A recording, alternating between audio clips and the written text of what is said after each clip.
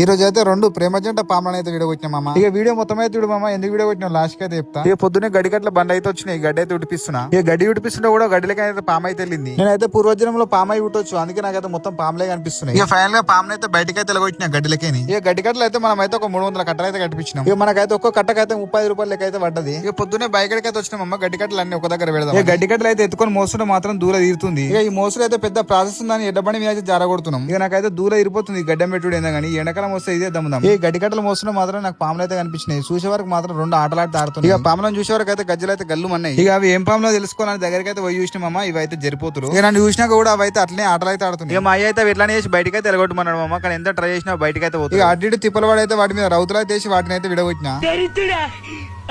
పుట్టినోడా పాపోరా, నీకు చదివే లేదు. ఇక ఫైనల్ 3 గంటలు తిప్పడవడంగా అయితే గడ్డం పెట్టుడు అయితే అయిపోయింది మామ. ఇక మళ్ళీ గడ్డంకి అయితే పైన అయితే కుల్లగడ్డ అయితే కప్పాలి. చలో రైట్, మరి ఈ వీడియో మాత్రం ఇంతే మామ. వీడియో నచ్చితే లైక్ కొట్టి ఫాలో కూడా అయితే మర్చిపోకండి.